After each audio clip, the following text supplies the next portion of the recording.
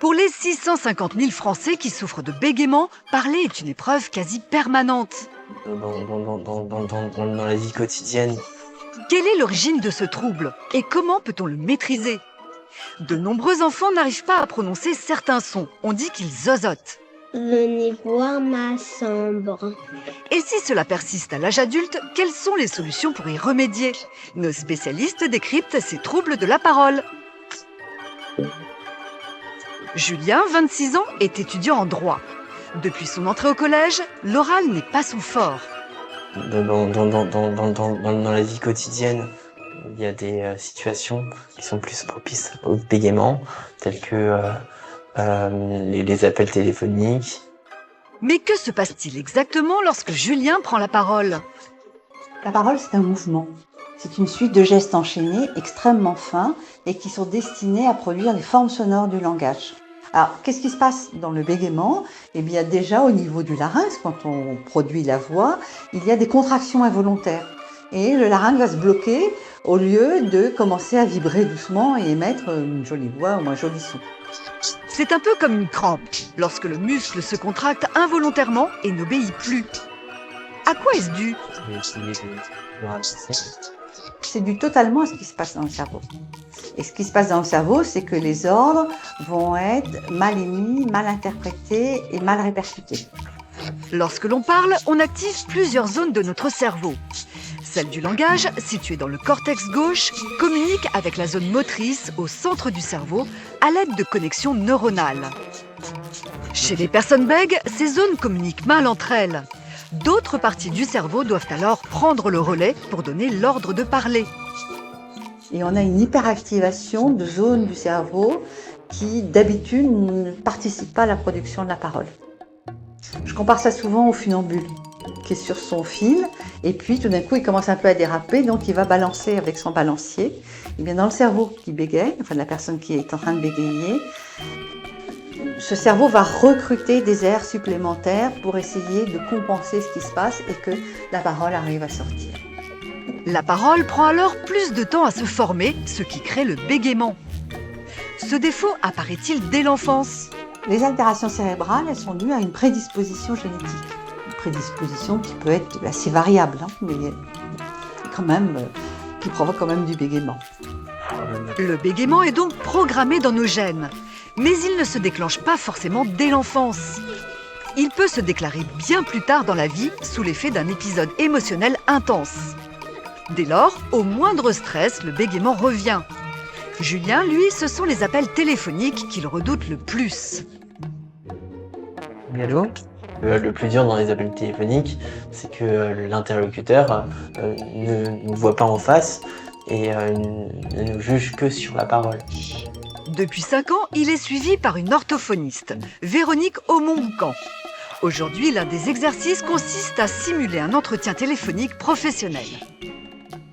Allô, oui, bonjour, cabinet d'avocat. J'ai mon professeur qui m'avait proposé de vous contacter. Après l'exercice, Julien doit faire un bilan. Est-ce que votre voix était naturelle? Je pense que, ma voix n'était pas très assurée. Oui. Elle était assez hésitante. C'est ce qui vous aide le plus, c'est de bien sentir votre voix et de sentir l'écoulement de la voix jusqu'à la pause, ce qui s'appelle le voisement. Bien étirer vos voyelles aussi, parce que, en fait, ça vous donne de la stabilité dès que vous allongez vos voyelles.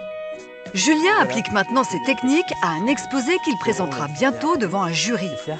Et les résultats sont étonnants. Par le langage et la liberté d'expression s'exerce individuellement. Et le droit d'expression s'exerce uniquement et exclusivement dans l'entreprise. Cette fois, il ne bégaye plus. Le problème ne va jamais partir. Le problème de l'air cérébral qui ne marche pas, ça ne va jamais partir, mais on va apprendre au cerveau à utiliser les compensations qui vont être les plus efficaces et qui vont permettre d'avoir une parole la plus fine possible. De l'employeur. L'efficacité de cette méthode a été démontrée scientifiquement. Le salarié. Mais pour que le bégaiement devienne exceptionnel, il faut répéter ces exercices des dizaines de fois. Ouais, je compte sur vous, hein. Oui. Autre trouble du langage bien plus répandu et que l'on trouve même craquant chez les enfants, le zozotement. Bonjour, je m'appelle Liam, j'ai 5 ans. Venez voir ma chambre. Ce zozotement, ou cheveux sur la langue, les scientifiques l'appellent le sigmatisme. Alors, le sigmatisme interdental, c'est sur le se et le the. C'est un petit cheveu comme ça, et souvent aussi le che et le je, ils peuvent être aussi prononcés parfois en se. En fait, dès qu'il y a un ennemi qui veut rentrer dans son château pour attaquer, il ouvre le piège. Concrètement, dans la bouche de Liam, sa langue se met entre ses dents pendant qu'il parle, ce qui génère ce zozotement. Exemple avec le mot bijou. C'est un jouet un peu spécial, on peut mettre des bisous. Essayez chez vous. Si vous mettez la langue entre vos dents, il est impossible de prononcer le mot bijou correctement. Bijou, bijou, bijou, bijou. Ah, c'est pas facile. Mais pourquoi le sigmatisme est-il particulièrement présent chez les enfants? Des bisous.